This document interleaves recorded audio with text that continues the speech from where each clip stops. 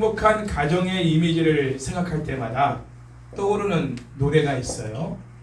제가 중학교 때 음악 시간에 배웠던 홈 스위트 홈, 즐거운 나의 집이라는 이 노래가 저는 너무나 이렇게 감동 있게, 그때는 가사 내용이 뭔 내용인지는 몰랐지만 음악 시간에 너무 좋아했던 노래입니다.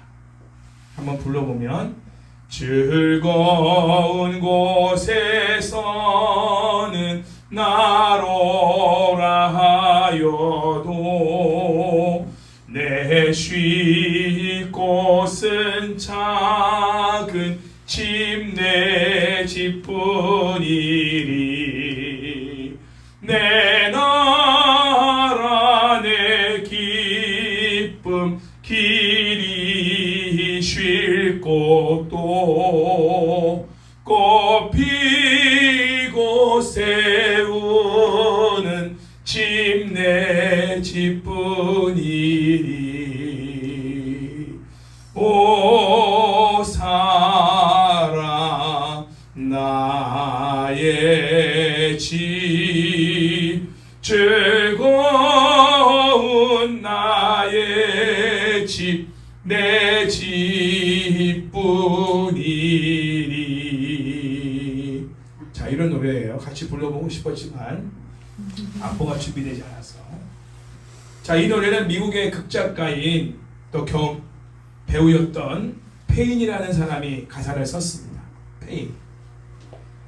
그리고 영국의 작곡가인 비숍이 1823년에 작곡한 노래입니다. 그런데 아이러니하게도 이 가사를 쓴 페인은 한평생 머무를 가정이 없어 떠돌이 생활을 했다고 합니다. 그리고 삶을 마감한 곳도 한 여인숙이었다고 합니다. 외롭게 가정이 없이 떠돌이 인생을 살며 마지막 생을 마친 것도 집이 아니라 병원이 아니라 한 여인숙에서 인생을 마감했던 이 페인이 살아생전에 얼마나 이런 가정을 꿈꾸며 소망하며 살았는가, 이 가사에 그대로 담아져 있습니다. 이런 가정을 살았기 때문에 이 가사가 나온 게 아니라 이런 가정을 꿈꾸고 살았기 때문에 이런 가사를 쓴 거라는 거죠. 그러나 평생 이런 가정을 이루지 못하고 살았습니다. 우리가 가정 안에 살 때는 가정의 소중함을 잘 모르죠. 그러나 가정을 떠나게 되면 가정이 얼마나 소중한지를 알게 됩니다. 가정은 정말 소중한 곳입니다. 세상에서 가장 평안하고 가장 안정되고 가장 행복한 곳이 가정입니다. 그래야 합니다.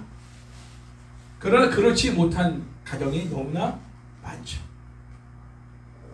가정의 기초 구성원인 이 부부의 관계가 가정의 행복을 좌우합니다. 그래서 부부의 관계는 연인 관계 때와는 다른 성숙이 필요합니다. 데이트하고 연애할 때는 그때도 여러 지혜가 필요하고 혼자 지낼 때보다는 더 성숙이 필요하겠지만, 결혼 생활을 한다, 부부로 산다, 가정을 이룬다, 이거는 더 성숙이 필요하다는 거예요. 문제는 어디서도 행복한 부부관계를 가르쳐주지 않는다는 것입니다.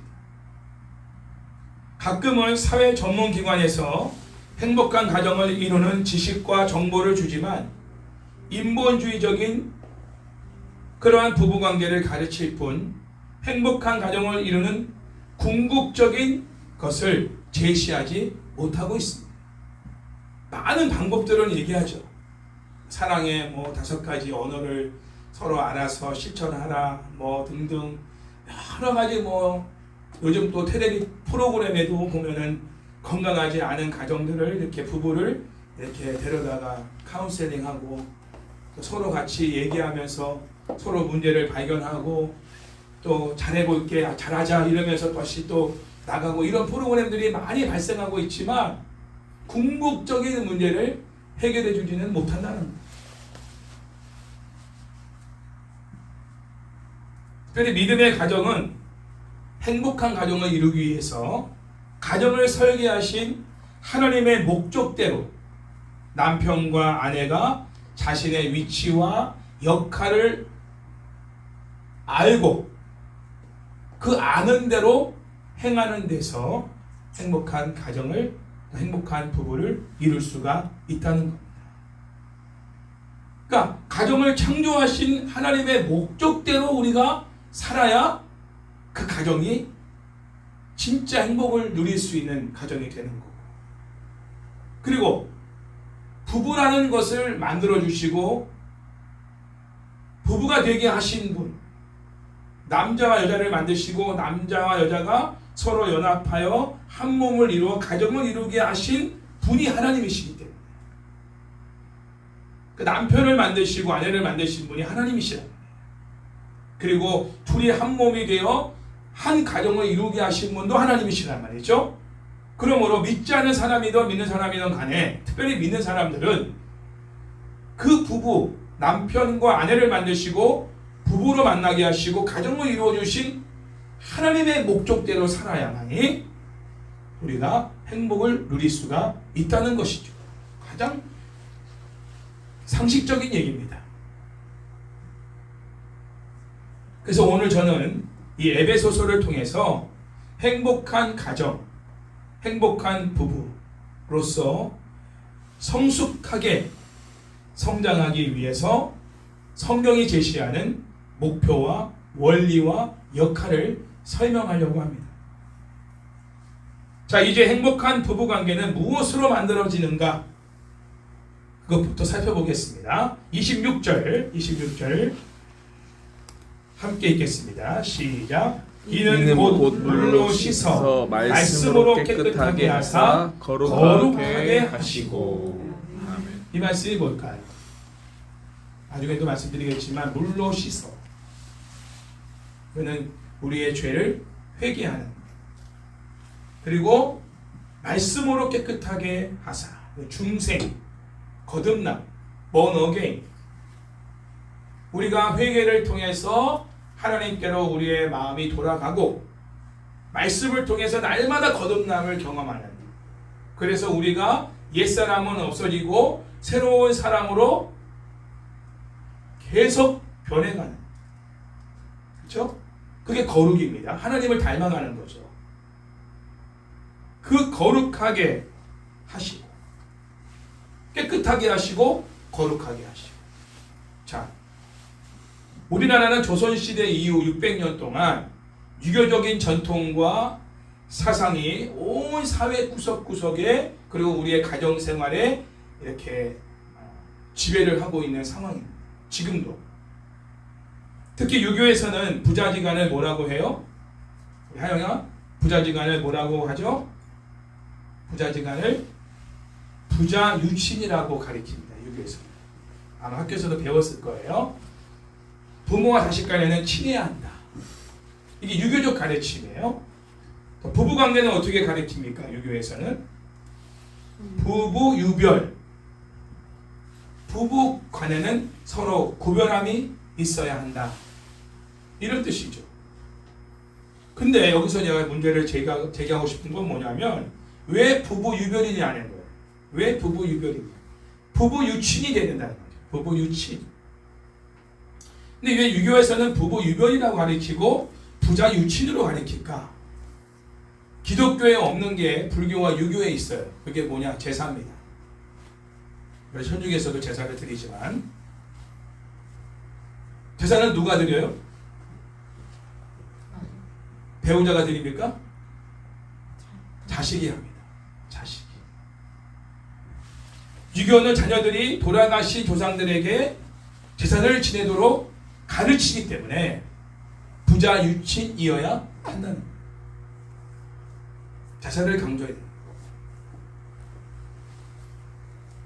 근데 우리나라에 복음이 들어온 지가 벌써 120년이 넘었는데 아직도 교회 안에서까지도 가르치는 내용에서도 보면 유교적인 가르침과 사상과 제도와 전통이 아직도 교회 안에도 남아있다는 걸 알게 돼요.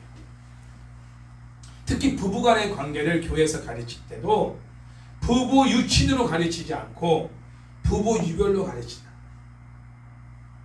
옛날에 우리 한국교회 초대교회사를 보면 남녀가 따로 예배드렸어요. 그리고 예배당을 기역자로 만들었어요. 기역자. 그래서 남자들이 이쪽에 앉고 여자들이 이쪽에 앉으면 서로 얼굴이 안 보여요. 목사님은 다 보죠. 목사님은 다 양쪽이 다 보여요. 이렇게 여자 정도들이 보이는데 이렇게 만들어지다 보니까 서로는 얼굴을 볼 수가 없어요. 실제로 지금 지방에 내려가 보면 전라도 지역에 그런 예배당 구조가 그대로 남아있어요. 그 정도로 초대 한국 교회사도 보면 유교적인 영향이 지배적으로, 지금은 많이 그게 바뀌어졌지만, 그러나 하나님 자녀들은 유교적인 가르침이 아니라 성경의 가르침을 따라서 부부의 역할을 배워야 한다는 것입니다. 그럼 성경은 어떻게 가르칠까요? 부부의 역할을 따라서 해볼까요? 특히 우리 고집사님 부부와 전영희 사모님은 더 큰 소리로 부부의 역할을 따라서 해볼까요? 돕는 배필로 가르친다. 돕는 배필로 가르친다. 네, 창세기 2장 18절 말씀에 나와 있습니다. 여호와 하나님이 이르시되 사람의 혼자 사는 것이 좋지 아니하니. 하나님 보시기에 좋지 않아요. 그게 혼자 사는 게. 독신도 물론 은사로 사는 사람들이 은하로 주는 부분이 있지만, 그러나 하나님 보시기에 좋지 않은 거예요. 혼자 사는 게. 그래서 내가 그를 위하여, 하나님이 그 아담을 위하여 돕는 배필을 지으리라 하시니라. 이렇게 기록되어 있습니다. 남편과 아내는 창조주 하나님의 뜻을 따라서 서로를 돌보며 살아야 합니다. 그래야 행복한 가정, 행복한 부부를 이룰 수가 있다. 가장 기본적인 걸 말하는 거예요. 돕는 배필로 우리를 만드셨다. 그리고 부부로 만나게 하셨다. 남편은 아내를 돌봐야 됩니다. 그리고 아내도 남편을 돌봐줘야 돼요. 서로를 돕는 부부는 창조주 하나님의 뜻을 따라서 살기 때문에 행복할 수밖에 없다는 거죠. 그분의 뜻이 돕는 배필로 사는 것입니다. 또한 성경은 부부가 평등한 존재라고 가르칩니다. 고린도전서 11장 11절 말씀을 보면 그러나 주 안에는 남자 없이 여자만 있지 않고 여자 없이 남자만 있지 아니하니라 라고 가르치고 있습니다. 창조주 하나님의 뜻을 따라 남편과 아내는 서로를 존중하며 살아야 됩니다. 유교적인 차원에서는 가부장적인 제도죠. 성경에서도 남편이 여자의 머리라고 가르치지만 그걸 가부장적으로 유교적인 관점으로 해석하면 안 돼요. 그 부분을 제가 조금 있다가 설명해 드릴 겁니다. 성경적인 가르침은 다른 내용이에요. 머리라고 하는 내용이, 복종이라는 내용이 성경은 어떤 차원에서 말하고 있는지를 정확하게 말씀드릴 거예요. 평등한 존재이기 때문에 서로를 존중해줘야 된다. 하나님의 뜻을 따르지 않는 부모는 서로 존중하지 않습니다. 그러니까 행복할 수가 없는 거예요. 하나님 뜻은 뭐라고요? 돕는 배필이고 평등한 존재로 만드셨다. 서로가 어떻게 해요? 같은 존재라는 거예요. 하나님 안에서 우리는 같은 존재라는 거예요. 누가 더 높고 누가 더 낮고 그런 존재가 아니라는 거예요.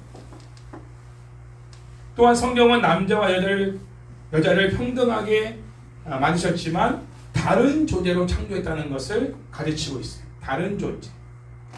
다르다는 걸 인정해야 돼요. 돕는 배필, 평등한 존재, 그러나 다른 존재. 그 사람은 나하고 달라. 그걸 인정해 준다는 거예요. 그 말은 뭐냐면 내가 하는 방식으로 끌어오려고 하면 안 된다는 거예요. 하나님은 나라는 존재의 캐릭터를 만드셨고 또 내 아내의 캐릭터를 만드신 거예요. 서로 다르다는 거죠. 인격과 성격과 성향이 달라요. 그 다르다는 걸 인정해야 돼요. 그리고 존중해줘야 돼요. 그건 틀린 게 아니에요. 잘못된 게 아니에요. 나쁜 게 아니라는 거예요. 그 다른 걸 인정하지 않음으로 인해서, 그리고 존중하지 않음으로 인해서 싸움이 일어나요. 너는 왜 그래? 너는 왜 매사 그런 식이야? 예, 그분의 캐릭터예요. 그분의 하나님이 창조한 인격이고 개성이에요. 그 다름을 인정해주는. 왜? 하나님이 다르게 창조했으니까. 그리고 그 다른 것이 나에게 유익되게 하기 위해서 만나게 하시고 하나 되게 하신 겁니다. 그 다름을 인정하고 존중해줘야 그 다른 배우자의 면이 나에게 유익되는 거예요. 할렐루야. 그걸 인정하지 않고 무시하고 깔아뭉개고 그거를 잘못된 것으로 인정하면 내가 그 사람의 다른 부분을 나에게 유익되게 그것을 돌아오지 못해요. 그것 때문에 갈등이 일어나고 싸움이 일어나는 거지. 해를 당하는 거지 유익을 얻지 못한다. 하나님이 그렇게 만드셨다는 거죠. 고린도전서 11장 12절 말씀 보면 이는 여자가 남자에게서 난 것 같이 남자도 여자로 말미암아 났습니다. 그리고 모든 것은 하나님에게서 났느니라.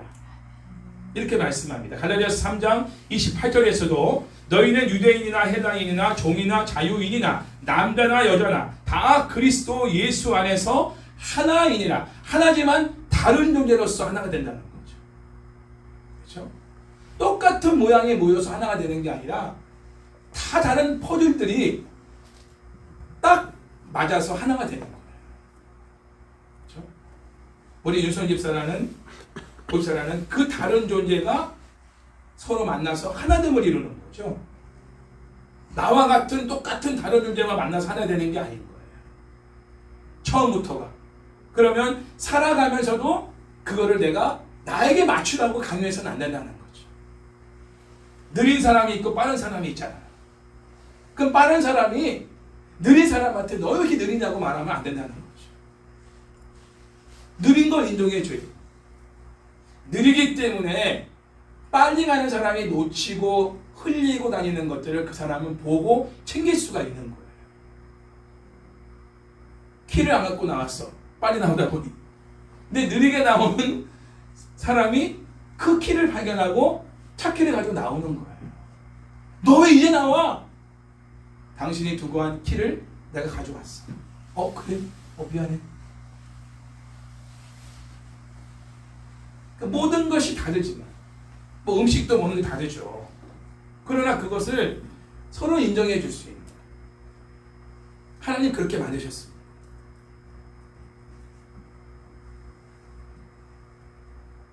서로가 다르지만 그러나 하나됨을 이루게 하시는, 거기서 온전함을 이루게 하시는 그런 하나님의 그런 뜻을, 우리가 창조의 뜻을 깨닫고 살아갈 때 행복한 가정과 부부를 이루어 나갈 수가 있다는 겁니다. 두 번째로 행복한 부부 관계는 따라서 해볼게요. 하나님의 거룩 안에서 만들어진다. 하나님의 거룩 안에서 만들어진다. 네, 27절 말씀을 다 함께 읽어보겠습니다. 27절. 하나님의 목적이 나와요. 시작. 자기 앞에 영광스러운 교회로 세우사 티나 주름 잡힌 것이나 이런 것들이 없이 거룩하고 흠이 없게 하려 하십니다. 하나님이 우리를 거듭나게 하시는, 죄를 사해 주시고 우리로 인해서 깨끗게 하시고 말씀으로 날마다 우리를 거듭나게 하시는 목적은 뭐냐? 하나님 앞에 장차 요한계시록에 나오면 승리한 교회들이 다 하나님 보좌에 서지 않습니까? 그렇죠? 우리 봤잖아요. 요한계시록에서 하나님의 목적은 우리를 교회로 세우기 원하시는 거예요. 거룩한 교회, 신부된 교회. 네. 그게 목적이에요. 영광스러운 그 교회로 하나님 앞에 설 존재로 우리를 세우시기 위해서 티나 주름 잡힌 것이나 이런 것들이 전혀 없이 거룩하고 흠이 없게 하려고 하십니다. 지금 이 부부의 문제와 교회의 문제를 같이 지금 바울이 설명하고 있습니다. 같은 맥락에서 하나님이 가정을 만드시고 또 부부를 만나게 하시고 교회를 세우신 목적은 그 공동체 안에서 그 부부간의 관계 속에서 우리를 어떻게 거룩하게 만들어 가시기 위함이다. 티나 주름 잡힌 것이 없는 사람으로 만들어 최종적으로 누구 앞에 쓰는 거예요? 하나님 앞에 아름다운 영광스러운 교회로 서게 세우려고 하십니다. 그래서 가정을 만드시고 교회 공동체를 만드시고 이런 각기 다른 사람들을 만나서 또 너무 다른 남자와 여자가 만나서 공동체를 이루어 살아가게 하시는 목적이 있는 거예요. 할렐루야. 그러니까 혼자서 신앙생활하고 혼자서 사는 사람들은 이 흠이 없고 티가 없는 주름 잡힌 것이 없는 이 아름답고 영광스러운 교회 모습으로 세워질 수가 없습니다. 사탄이 그것을 지금 하는 거죠. 전부 다 개인주의화 되는 거예요. 혼자 밥 먹고 혼자 핸드폰으로 놀고 교회도 이제는요 온라인 예배가 이제 팬데믹 때 세워지면서 교회 사람들이 모이질 않아요. 제가 저희 그 바로 밑에 22층에 사시는 분이 개봉교회 장로님이에요. 제가 목사인 줄 아니지 알아요. 그분들이 주일날 저번 주 주일날 저는 이제 운동을 나가려고 하는데 그분들은 7시 한 넘어서 그때 이제 올라오시더라고요. 오늘 저녁 예배가 있으신가 봐요. 아니에요. 저녁 예배 없어요. 큰 교회거든요. 개봉교회 통합축교회인데 그 중에 제일 큰 교회예요. 오후 예배도 없다는 거예요. 그런데 오늘은 권사회 콘서트가 있을 때 권사회 콘서트 한 달에 한 번 각 그 회가 있잖아요. 청년회 뭐 이렇게 그 회들이 한 달에 한 번 찬양의 어떤 그런 밤처럼 그거를 만들어 준비해서 콘서트라고 표현하는 것 사람들은 그렇게 예배 드린다. 그러면서 하는 얘기가 장로님께서 성도들이 안 와요. 성도들이 안 와요. 수요 예배도 성도들이 안 오고 새벽 예배도 말할 것도 없고 오후 예배도 성도들이 안 온다는 거예요. 그래서 없앴대요. 예배를. 그래 한 달에 한 번 그런 식으로 예배를 드립니다. 몇천 명 모이는 교회예요. 와 이게 현실이구나. 그리고 전부 다 온라인만 좋아한다는 거. 온라인만. 온라인으로 드릴게요. 그러면 이미 그것을 한국 교회에서 온라인도 예배라고 말했기 때문에 목사님들이 온라인 예배를 드리지 말라고 말을 못하는 거예요. 저는 처음부터 온라인 예배는 예배가 아니라고 저는 강조했지만 그러니까 젊은이들이 온라인 예배를 즐겨하는 거예요. 안 간다는 교회. 굳이 왜? 편안하게 집에서 얼마든지 잠옷바람으로 예배 드릴 수 있는데 계좌이체 시킬게요. 헌금. 편리함을 추구하는 거예요. 귀찮은 건 이제 옷 갈아입고 예배드려 오는 것 자체로. 그리고 모이는 게 싫어. 사람들 만나고 갈등 구조를 이루는 거 싫어. 대화하는 것도 싫고 교제도 싫어. 이런 구조로 점점 가고 있는 거예요. 사탄이 하는 짓입니다. 절대 그러는 곳에서는 온전함을 이룰 수가 없어요. 제가 말했죠. 콩가루 집안이 콩자루와 메주 공동체가 있다. 메주 공동체가 하나님이 원하시는 이 온전함을 이루게 하는 그렇죠? 그런 공동체를 만드십니다. 서로 으깨지고 깨지는 이런 과정들을 통해서 온전해지는 거지 가만히 돛닦고 있다고 온전해지는 게 아니에요. 절대로 불교처럼 참선한다고 온전해지고 인간이 신부님처럼 수녀님처럼 결혼 안 하고서 독실을 산다고 온전해지는 게 아니에요. 오히려 그 안에서 서로 갈등을 갖고 부딪히고 깨지고 녹아지면서 진정한 내가 만들어지는 거야. 할렐루야. 그래서 하나님은 공동체를 우리에게 주신 거예요. 이게 창조의 목적이에요. 성경이에요. 그래서 행복한 부부관계는 하나님의 그 거룩 안에서만 만들어질 수 있다. 인본주의적 상담과 가르침에서는 부부의 문제와 갈등을 다룰 때 서로에게 조금씩 양보하라고 가르칩니다. 좀 양보하세요. 서로. 그러나 그러한 행동으로는 부부간의 본질적인 문제가 해결되지 않아요. 그 순간뿐이에요. 성경은 우리에게 전혀 다른 방식으로 살아야 한다고 가르치십니다. 성경의 가르침을 들으세요. 성경은 모두가 범죄한 인간이다라고 말합니다. 모두가 죄인이에요. 자, 죄인의 특성은 뭐냐? 자기중심적이에요. 죄가 영어로 sin이잖아요. sin. 제가 늘 설명했지만 sin, 그 영어의 제일 가운데 있는 게 I예요. I, 나. 모든 우주 안에 내가 중심이 되어 있는 게 그게 죄인 거예요. 죄. 내 중심적인 게 죄인 거예요. 모든 생각이 내 중심적으로 모든 게 가야 되고 내 생각대로 가야 한다. 그걸 주장하고 그 주장대로 안 되면 싸우고 갈등을 일으키고 열받고 화내고 싸우는, 이게 죄예요. 공동체를 이루지 못해. 하나됨을 이루지 못해. 서로의 의견을 조율해서 하나의 의견으로 만들지 못하는 거야. 내 주장을 끝까지 관철시켜야 된다. 이게 죄예요. 이게 인간이고요.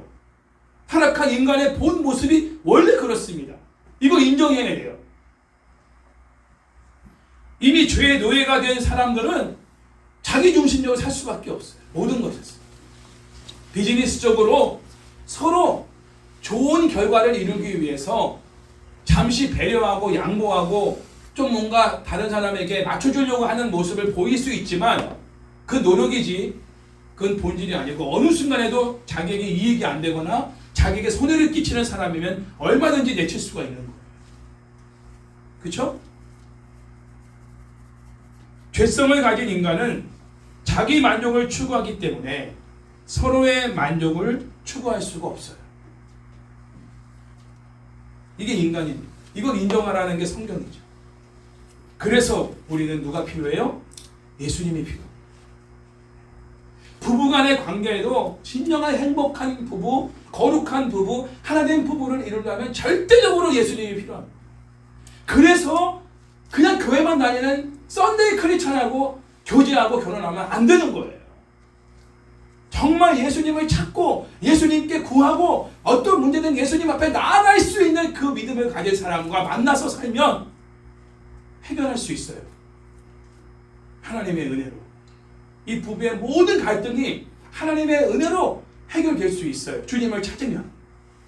할렐루야. 주님께 나아가 도움을 구하고, 주님 이런 문제가 있습니다. 내가 이렇게 아직도 이기적이고 참지 못하고 내 아내가 이렇게 반응하면 내가 너무나 지금 힘듭니다. 또 내 남편이 이렇게 나오는데 나는 너무 힘듭니다. 주님 도와주세요. 어떻게 하면 좋습니까? 라고 주님께 나아가서 부부의 갈등의 문제를 가지고 상담하고 주님께 도움을 구하는 사람들은 하나님의 은혜 안에서 거룩해지면서 내가 먼저 변하면서 내 죄성이 죽어지고 주님의 그 본성이 나를 지배하면서, 그 성화적 나의 죄된 본성은 죽어지고 주님의 본성이, 주님의 성품이 나 안에서 이게 흘러나오면서 내가 변하는 거예요. 그러면서 남편을 이해하게 되고 아내를 이해하게 되고 그의 다름과 그의 차이를 이해하고 또 인정하면서 그 사람에게 맞춰주고 상대방을 만족해 해주는 이러한 삶을 살 수 있는 내가 되는 거예요. 하나님의 은혜만이 가능하게 하는 거예요. 인간의 노력은 한계가 있어요. 연애할 때는요, 연애 세포가 나오기 때문에 그 호르몬적인 작용으로 인해서 한 6개월이나 1년 정도는요 정말 열정적으로 내 모든 것을 쏟아 부을 수 있어요.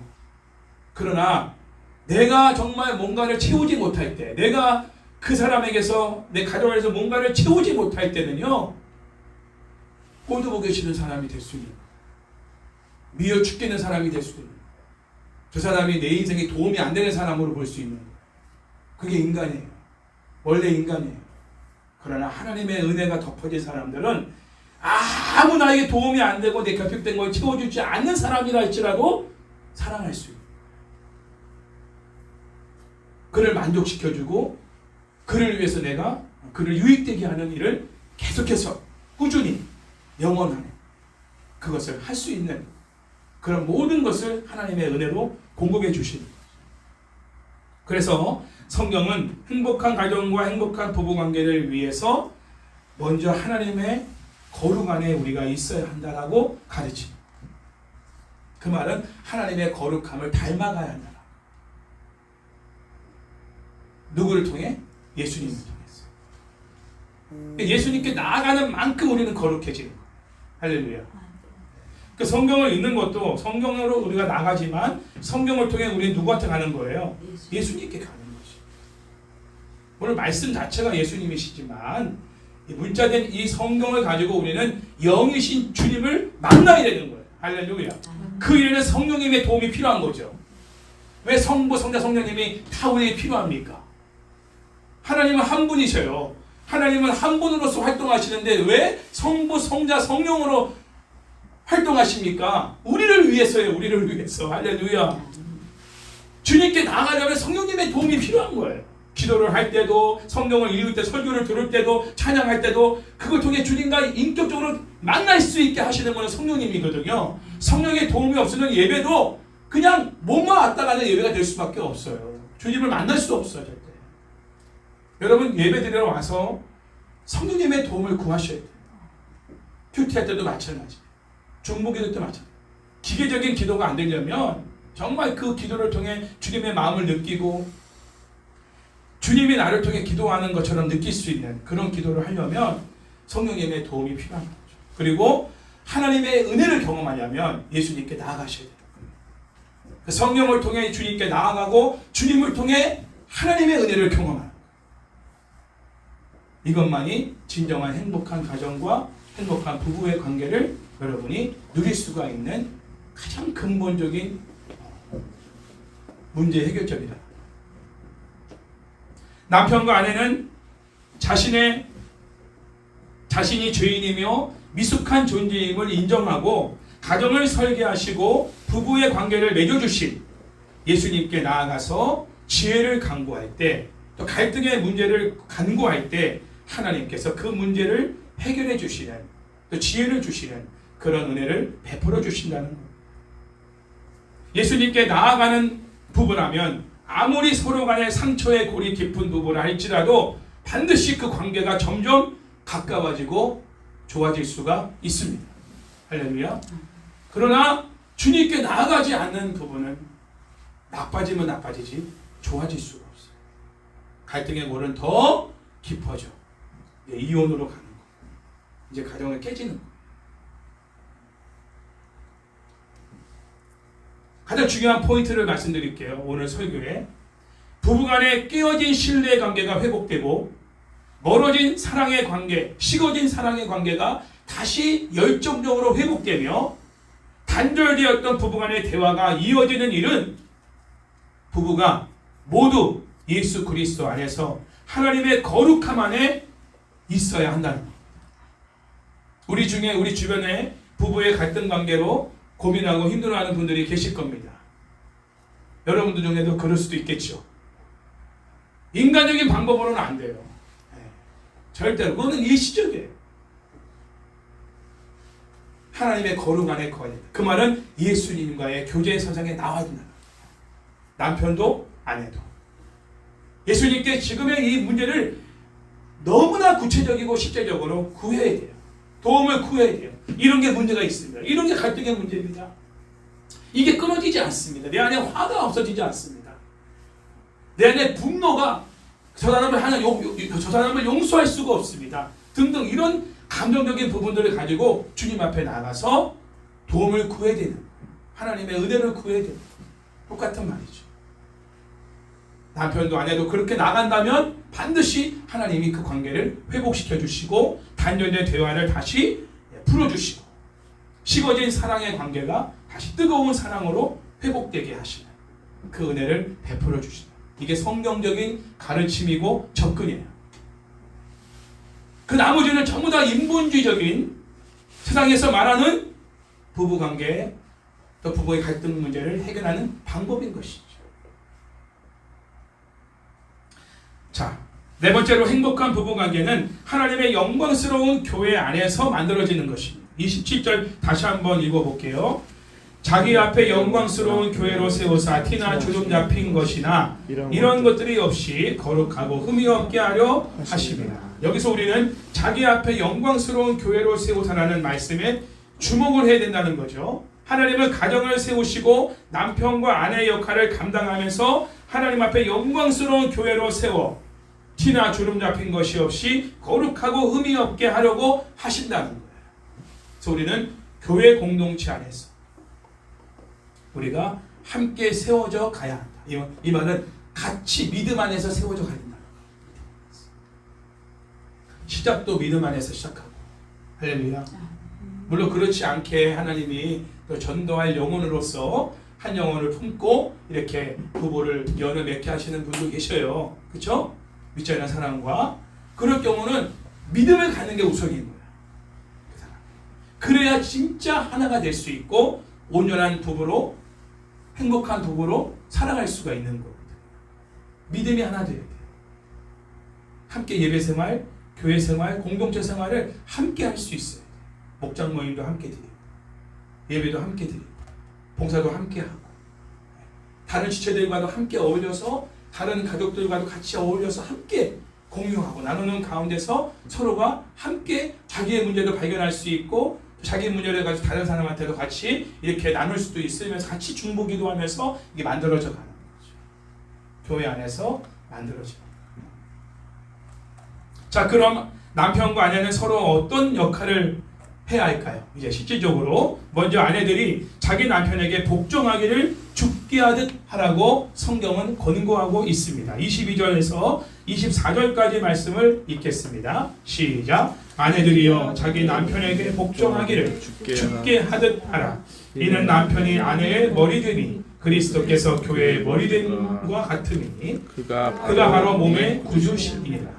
그러므로 교회가 그리스도에게 하듯 아내들도 범사에 자기 남편에게 복종할지니라. 자, 복종의 의미를 설명해 드리겠습니다. 우리 여자분들이, 아내분들이 이 말만 나오면 괜히 열받아 하는 분들이 많아요. 부담스럽고. 이 성경에서 요 부분 싹 빼버렸으면 좋겠다. 자, 첫 번째 복종은 뭐냐? 남편의 머리됨을 인정하고 순종하는 것을 의미합니다. 22절에서 아내들이요 자기 남편에게 복종하기를 죽게 하듯 하라 이렇게 명령합니다. 남편의 머리됨을 인정한다는 건 뭐냐면 그리스도의 머리됨을 인정하는, 그 말은 뭐냐? 남편이 나의 주라고 인정하는 것은 그리스도가 나의 주라고 인정하는 것과 같다는 거예요. 내가 예수님을 주로 인정한다면 남편 또한 나의 주라고 인정하는 것이, 그게 주님을 주로 인정하는 믿음과 같다는 거예요. 관계적인 차원에서 권위자로서 인정한다는 거예요. 권위자로서 하나님이 이 가정에 권위자로서 세운 존재가 남편이다. 이거는 유교적으로 불교적으로도 다 그렇게 말하고 있지만 성경도 똑같이 말해요. 그럼 어떻게 될까요? 권위자한테 여러분 최종적으로 물어봐야 됩니다. 모든 일을 결정할 때. 그리고 아내가 결정하기보다 남편에 의해서 결정하는 게 필요한 겁니다. 모든 것을 그렇게 하라는 거예요. 조언을 할 수 있어요. 여러분 모르드게 같은 사람, 요셉 같은 사람은 2인자입니다. 그렇죠? 2인자예요. 에스더도 그렇죠. 에스더가 참 귀한 본이 되는 사람이죠. 그렇죠? 열등한 사람이 아닌 거예요. 조언을 하고 그 지혜롭게 모든 상황을 다 설명하면서 그래서 이것이 이렇게 되고 그래서 이렇게 하는 것이 어떨까요? 라고 제안을 하는 거죠. 그랬을 때 그 생각대로 하는 게 좋겠습니다 하고 결정을 내리는 사람은 누구냐? 권위자, 남편이라는 거. 그러면 그 결정자가 결국은 무엇을 결국은 하게 되느냐? 책임을 지게 됩니다. 그렇죠? 결정자가 책임을 지는. 그래서 모든 것에 대한 책임은 남편이 지게 만드는. 자, 교회의 문제와 모든 우리의 문제는 누가 책임을 지세요? 주님이 책임지시죠. 왜? 주님이 우리의 주가 되시니까요. 집안에서도 마찬가지야. 아내의 문제, 아이들에 관한 모든 문제에 대한 책임은 누가 지냐? 남편이 지냐. 그리고 남편이 주님 앞에 나가서 또 책임을 전가하며 주님이 책임져 주십시오. 나는 할 수 없습니다. 라고 나오게 만드는 거예요. 아내가 모든 일을 다 결정해버리면 남편이 기도하고 나갈 길이 없는 거예요. 제사장으로서 축복할 기회도 없지만 하나님께 나아가서 가정의 문제를 가지고, 자식들의 문제를 가지고, 아내의 문제를 가지고, 이 집안의 문제를 가지고 하나님께 나아가서 부르짖고 기도하고 나갈 기회가 없는 거예요. 그게 남편의 역할인데. 모세의 역할이에요. 모세가 한 게 뭐예요? 하나님께 나아가서 백성들의 문제를 가지고 나아간 거 아닙니까? 하나님? 이거 어떻게 됩니까? 들고 일어나네요. 이거 어떻게 하죠? 돌을 두고 치려고 그러네요. 어떻게 하죠, 하나님? 그게 남편의 역할인 거예요, 집안에서. 모든 집안의 문제를 남편이 알아야 돼요. 그리고 남편이 그 문제를 가지고 하나님께 나아가게 해야 돼요. 그리고 본인이 책임지게 만들어야 돼요. 짐을 안겨주라는 얘기가 아니라 남편의 역할을 하게 하는 거예요. 가정의 질서가 다 잡혀요. 그리고 하나님은 그 남편의 기도를 통해서 그 가정의 문제를 해결해 주시고 권위 되게 세워주시는 거죠. 교회도 마찬가지예요. 목회자가 왜 필요합니까? 하나님께 나아가는 거예요. 성도들의 문제를 가지고 하나님께 나아가는 목사님 빼버리고 장로들이 다 결정하고서 그냥 추진해버리고 목사님 꼭쪽같이 세워놓고 이건 아닌 거예요. 그러면 자기네가 목회해야지. 교회도 마찬가지, 나라도 마찬가지예요. 대통령이 모르고 모든 일이 추진될 수 없어요. 대통령이 다 보고를 받아야 되고 결재를 하고 결정권을 쥐고 나가야 돼요. 왜? 책임자니까. 모든 걸 책임을 대통령이 지는 거예요. 나라에. 그래서 어려운 자리인 거죠. 그러니까. 지혜가 필요한 자리인 거예요. 그러면 남편은요 어떤 유익이 있냐면 자기 한계를 느껴요. 내가 처리할 수 있는 문제도 있지만 내가 처리하지 못할 문제들도 있을 거 아니겠어요? 그러면 이거는 아내에게 의논해도 해결이 안 되는 문제야. 그럼 어떻게 돼? 남편이 어떻게 하겠어요? 예수님께 나가겠죠. 너무 믿음이 좋은 우리 권사님들, 너무 믿음이 좋은 집사님들 남편하고 상의 안 하고 목사님하고 상의하고 자기 혼자 열심히 새벽녘에 나가서 기도하면서 그 문제를 해결하려고 해요. 남편을 제껴놓고. 아니에요. 남편에게 의논하고 상의하고 이거 어떻게 하면 좋죠? 나는 해결할 수 없는데 당신은 어떻게 하면 좋겠어요? 나도 해결할 수 없어. 그럼 어떻게 하죠? 기도해야지. 우리 같이 기도하자. 네, 같이 기도해요. 당신도 기도하시고 나도 기도하고. 그 남편으로 하여금 더 주님을 의지할 수 있도록, 목회자가 더 주님을 의지할 수 있도록, 그래야 그 교회와 그 가정을 하나님이 통치하지 않겠습니까? 할렐루야. 그게 하나님 나라예요. 하나님의 나라는 하나님이 오로지 하나님만이 주권자이십니까? 그 모든 사람들이 하나님을 주권자로 인정하게 만드는 그 나라가 하나님 나라예요. 가정도 하나님 나라가 임하려면 아빠가, 남편이, 가장이 하나님을 먼저 인정해야 될 거 아니겠어? 하나님을 찾아야 될 거 아니겠어? 여러분들이 해결할 수 있는 문제도 반드시 남편한테, 권위자한테 상의하고 기도 부탁하고 해결할 수 있음에도 불구하고 상의하셔야 돼요. 그리고 남편이 결정하고 처신하도록 맡겨드려요. 그 남편이 이렇게 했으면 좋겠다 그러면 그렇게 하세요. 그럼 남편이 그 결과에 대해서 책임을 져야 되니까 얼마나 신중하겠습니까? 그리고 이게 정말 맞는 답인지를 모르는 상황이면 얼마나 정말 조언을 목사님한테도 구하고 아니면 하나님께 이 문제를 가지고 기도하고 나가지 않겠습니까? 베드로전서 3장 6절 말씀 보면 사라는 아브라함에게 순종함으로 남편을 주라고 호칭했습니다. 사라가 아브라함을 주라 칭하여 순종한 것 같이 너희는 선을 행하고 아무 두려운 일에도 놀라지 아니하면 그의 딸이 되는 것이라라고 또한 성경에서 말하고 있어요. 사라가 가장 좋은 샘플인 거예요. 아내로서의 가장 아름다운 샘플. 아브라함을 주로 인정했다. 권위자로 인정했다. 그 남편이 그렇게 하지 않으면 이게 정말 합당하지 않은 일임에도 불구하고 그렇게 하게 되는 거예요. 그 결과의 책임은 누가? 아브라함이 지는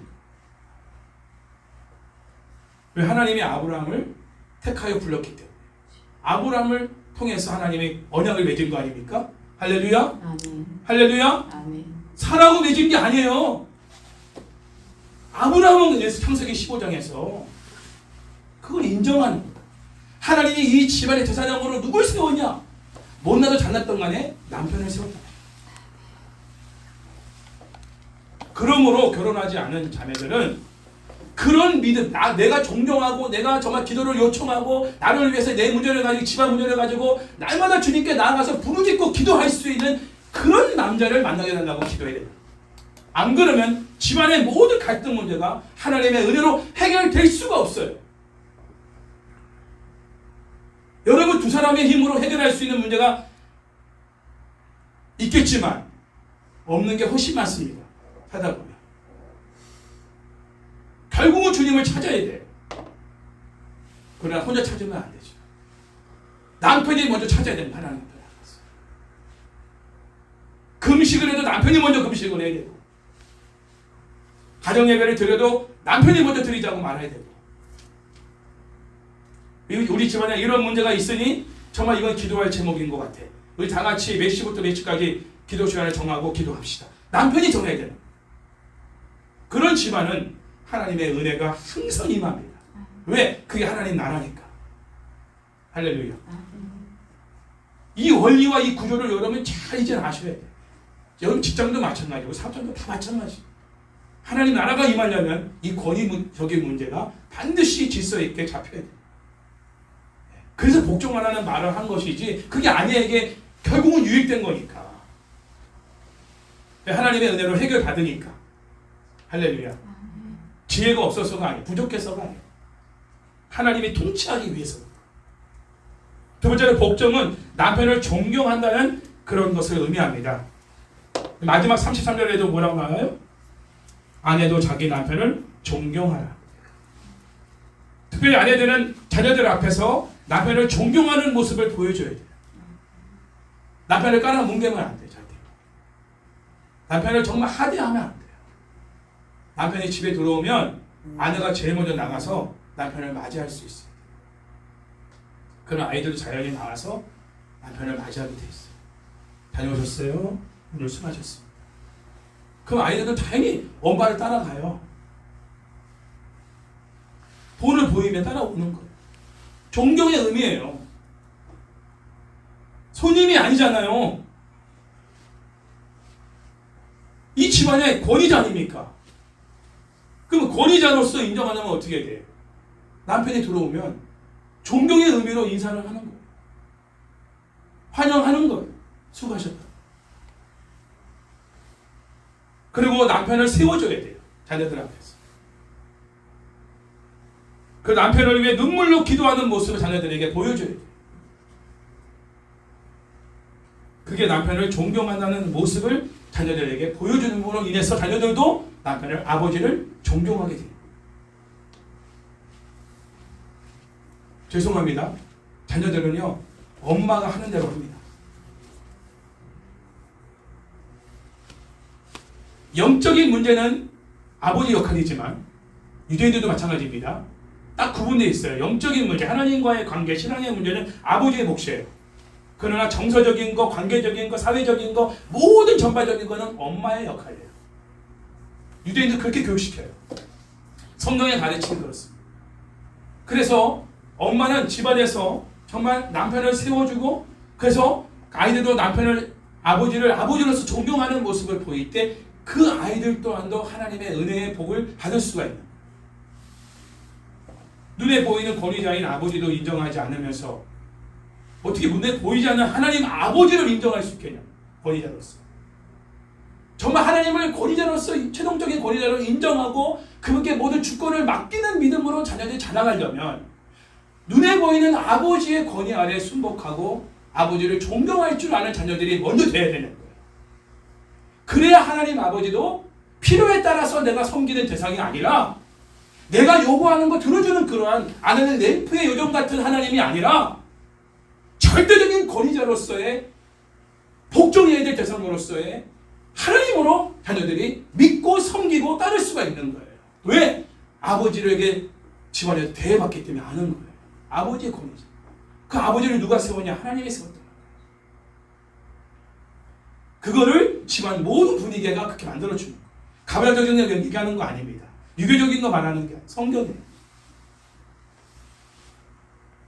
세 번째로 복종은 남편을 사랑한다는 것을 의미합니다. 디도서 2장 4절에서 그들로 젊은 여자들을 교훈하되 그 남편과 자녀를 사랑하며 이렇게 기록하고 있습니다. 특별히 제가 부탁드리고 싶은 건 자녀들만 사랑하는 엄마들이 많아요. 남편들은 안 사랑하고. 여기는 성경에 그 남편이 먼저 나옵니다. 그 남편과 자녀를 사랑하며. 디도서 2장 4절에 나와 있어요. 남편을 먼저 사랑하고 그리고 자녀들을 사랑하고. 이게 남편을 존경하는. 음식을 만들 때도 남편이 좋아하는 것을 먼저 만들어줘요. 예를 드는 거예요. 그리고 아이들이 좋아하는 걸 그 다음에 만들어줘요. 이거 왜 만들었어요? 아빠가 좋아하는 거야. 저는 별로 안 좋아하는데 너 안 좋아하면 먹지 마. 아빠는 좋아하니까 아빠가 드실 거야. 내가 좋아하는 음식 하나도 없고 전부 다 아이들이 좋아하는 음식만 있는. 돈 버는 기계가 되는 거예요. 집안에. 아버지를 그렇게 취급하면 안 되지. 성경이 아니에요. 성경이 가르치는 거예요. 하나님의 은혜와 복을 받을 수가 없어요. 네 번째로 복종은 집안일에 최선을 다하는 것을 의미합니다. 디도서 2장 5절 말씀에서 신중하며 순전하며 집안일을 하며 선하며 자기 남편에게 복종하게 하라. 이는 하나님의 말씀이 비방을 받지 않게 하려 함이라. 이렇게 증거하고 있습니다. 그러니까 집안일을 하는 것이 복종의 의미가 있다는 거예요. 가정을 잘 살피는. 잠언 31장 10절에서는 이러한 여인을 현숙한 여인이라고 말합니다. 누가 현숙한 여인을 찾아 얻겠느냐? 그의 값은 진주보다 더하니라. 이렇게 증거합니다. 진주보다 더 귀한 아내, 그 아내를 얻은 사람. 이 복종의 삶, 이 5가지, 4가지의 이 복종의 삶을 삶으로 살아내는 그 아내를 얻은 사람은 진주보다 값진 여인을 얻은, 현숙한 여인을 얻은 남편. 이게 남편에게 복인 거죠. 최고의 복이. 이런 아내를 얻었다. 그런가 하면 이제 남편은 아내를 어떻게 해야 될까요? 25절 말씀 읽겠습니다. 시작. 남편들아 아내 사랑하기를 그리스도께서 교회를 사랑하시고 그 교회를 위하여 자신을 주신같이 하라.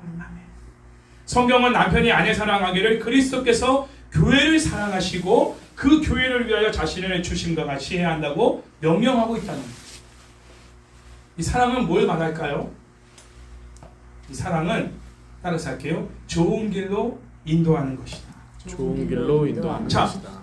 좀 막연한 말이지만 교회의 머리이신 예수님은 지금도 교회된 우리들을 좋은 길, 생명의 길, 행복의 길로 우리를 인도하고 계시죠. 우리의 인도자십니다. 할렐루야. 푸른 초장과 잔잔한 물가로 우리를 인도하고 계시죠. 선한 목자로서. 마찬가지로 남편은 집안에서 아내에게 특별히 좋은 것, 그리고 행복한 길, 축복의 길, 그리고 안정된 길, 그 길로 인도해주는 사람이 된다. 그게 사랑은. 특별히 영적으로나 정서적으로나 물질적으로 아내가 안정을 가질 수 있도록 해주는 것이 그게 아내를 사랑하는 거예요. 그런 길로 인도해주는 거예요. 가이드 해주는 거예요. 이리로 가면 더 안정된, 그러니까 안정된 길로, 아내가 안정된 길로 갈 수 있도록, 그리고 평안한 길로 갈 수 있도록, 생명의 길로 갈 수 있도록, 행복한 길로 갈 수 있도록 이끌어주는 그런 존재. 그게 바로 남편의 역할이다. 그게 사랑하는 것. 두 번째로 사랑은 자신을 내어주는 겁니다. 주님은 교회를 위해 자신의 생명을 내어주셨어요. 생명을 내어주는 것이 사랑의 절정이죠. 남편은 자기 생명보다 아내의 생명을 더 귀하게 여겨주어야 한다는 것이죠. 나도 아프지만 아내가 아픈 것을 먼저 돌아봐. 아내가 아프다면 나도 아파. 너만 아파. 이게 아니라 그래? 어디 아파? 그래서 나는 나중에 병원에 가더라도 아내를 먼저 병원에 데려가줘. 아내를 치료해줘. 아내가 회복될 수 있도록 최선을 다해서 노력해줘. 거기에 돈을 쓰고 거기에 시간을 쓰고 마음을 쓰고 그 아내를 위해서 기도하는 내용이 나를 위해 기도하는 것보다 더 많은 그런 구체적인 내용들이 다 자신을 내어주는 그런 모습. 그게 바로 남편이 아내에게 해야 할 사랑인 것이죠. 세 번째로 사랑은 따라서 이렇게 돌보는 것이다. 돌보는 것이다. 자, 28절에서 30절까지 말씀을 다 함께 읽어봅니다. 시작. 이와 같이 남편들도 자기 아내 사랑하기를 자기 자신과 같이 할지니 자기 아내를 사랑하는 자는 자기를 사랑하는 것이라. 누구든지 언제나 자기 육체를 미워하지 않고 오직 양육하여 보호하기를 그리스도께서 교회에게 함과 같이 하나니 우리는 그 몸의 지체임이라. 아멘. 남편이 아내에게 해야 할 가장 큰 역할은 뭘까요? 아내를 보호해 주는 것입니다. 보호해 주는. 길을 걸어갈 때도, 차도를 걸어갈 때는 아내가 인도 쪽으로 걷게 하고 아내는 차도 쪽으로 걷고, 혹시 차가 튀어나오면 나를 치지 아내를 치지 못하게 모든 상황에서 아내를 보호해 주. 넓은 마음으로 연약한 아내를 돌봐주고 보살펴주는 것이 남편의 역할이다. 흥미로운 것은 이 설명을 그리스도와 교회의 관계를 통해서 가르치고 계시다. 예수 그리스도는 무조건적인 사랑으로 교회를 위해 자신의 생명을 내어주셨고 교회는 생명을 내어주시기까지 사랑하신 예수 그리스도께 복종으로 응답한다는 것이죠. 이 말은 뭐냐면 아내가 충분한 사랑을 남편에게서 받았어. 그 사랑으로 인해 아내가 자발적으로 우러나서 나를 이토록 사랑해주는 그 남편을 위해서 스스로 자원하여 복종하는 그런 모습을 보이는 관계. 나는 그렇게 사랑하지 않으면서 복종만 강조하는 게 아니고 권위만 내세우는 게 아니라 정말 아내가 그리고 모든 가족들이 그 아버지를, 그 남편을 정말 그 사랑에 의해서, 그 받은 사랑이 너무 크기 때문에 그 사랑에 의해서 내가 자연스럽게 그 권위에 복종하고 존경하고 또 그리고 결정을 그가 할 수 있도록 결정권을 맡기고 나가는 이 모든 것들이 자연스럽게 드러나는 모습. 율법적으로 우리가 신앙생활하는 게 아니라 우리가 하나님 사랑을 깨닫게 되면 우리 스스로도 정말 스스로가 자원해서 하나님께 경신하지 않습니까? 헌금도 그렇고 봉사도 그렇고 그런 남편의 역할을 충실하게 하라는 거죠. 그러니까 먼저 사랑을 베풀어 주셨기 때문에 우리가 교회로서 주님께 복종할 수 있는 거잖아요. 그래서 남편이 먼저 정말 원 없이 아내를 사랑해 줌으로 인해서 아내가 그 사랑으로 인해서 남편에게 복종하는 이러한 관계를 이어가는 것이 합당한 성경의 가르침입니다. 성경은 부부관계를 상호관계로 설명하고 있지만 그리스도의 희생이 무엇보다 우선되었다라고 말하는 것을 잊지 말아요. 이 말은 뭐냐면 그리스도의 죽으심이 우리를 있게 한 거라는 거예요. 우리 부부가 서로 부부로 맺어지게 된 그 결정적인 역할을 하신 분이 누구냐? 예수 그리스도의 십자가의 죽음이라. 왜? 예수님의 죽으심을 통해 하나됨을 이루셨기 때문에. 그렇죠? 온전한 하나됨은 주님의 죽음을 통해서만 이루어집니다. 아까 말한 우리 찬양했던 것처럼 십자가의 사랑.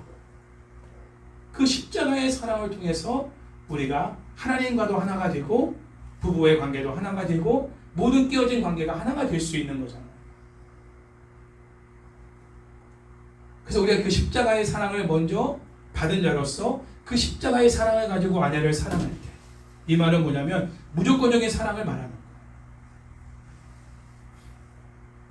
남편이 사랑을 배울 수 있는 곳이 있다면 그곳은 하나님의 영광스러운 교회입니다.